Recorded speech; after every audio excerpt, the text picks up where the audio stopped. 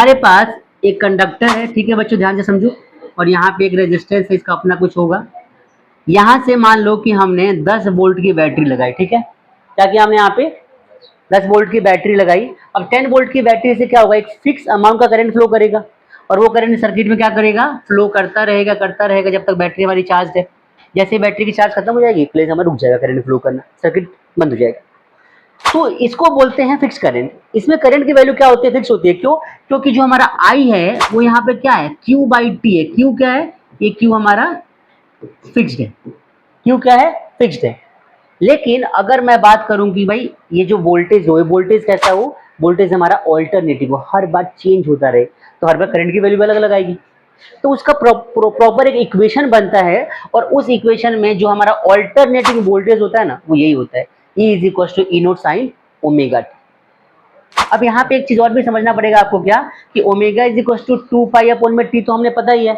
अब टी को अगर मैं 1 बाई टी को उठाऊंगा तो क्या बन जाएगा यहाँ पे, फ्रीक्वेंसी। और ये फ्रीक्वेंसी इसलिए जरूरी है, देखो ध्यान से बच्चों, यहाँ पे ओमेगा इज इक्वल टू क्या होता है, 2 पाई बाई टी पढ़ा हम लोगों ने।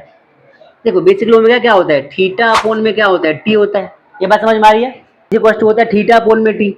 अब तुम थीटा की अगर बात करते हो तो थीटा क्या होता है, ये थीटा होता है तुम्हारा क्या, ये होता है एंगुलर डिस्प्लेसमेंट।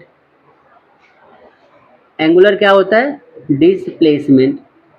मतलब कि एक सर्कुलर पाथ पे एक पॉइंट से कितना तुम घूम पा रहे हो एंगल में, ये मान लो सेंटर है, तो तुम यहाँ से घूम के कितना जा रहे हो, इसको बोलते हैं क्या, एंगुलर डिस्प्लेसमेंट।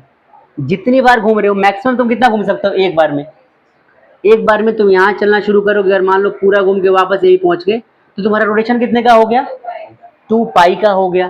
तो ओमेगा इज इक्वल टू क्या लिख सकते हैं, 2 पाई बाई टी लिख सकते हैं यहाँ पे। अब यहाँ पे 2 पाई कंडीशन है क्या, कि 1 रेवोल्यूशन। मैं रेवोल्यूशन की बात करूं तो 1 रेवोल्यूशन में क्या होता है, 2 पाई अपॉन में टी हो जाएगा। बात समझ आ रही सबको, आ रही बात समझ में सबको ना?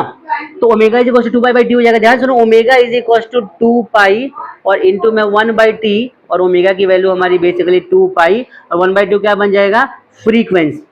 ये फ्रीक्वेंसी बताएगा कि जो ओरिएंटेशन हो रहा है, या जो कॉइल घूम रहा है, या सर्कुलर पाथ में जो रोटेशन हो रहा है, वो कितने स्पीड से हो रहा है, धीरे धीरे हो रहा है या फटाफट से हो रहा है। ये होती है फ्रीक्वेंसी। एक सेकंड में कितनी बार रिवॉल्व हो रहा है सर्कुलर पाथ पे, इट इज कॉल्ड फ्रीक्वेंसी। बात समझ में आ रही है? एक बार पूरा घूम जाएगा ना, उसको बोलते हैं 1 ऑसिलेशन। अब एक ऑसिलेशन पूरा करने में कितना, एक सेकंड में कितने ऑसिलेशंस पूरे होते हैं, दैट इज कॉल्ड फ्रीक्वेंसी।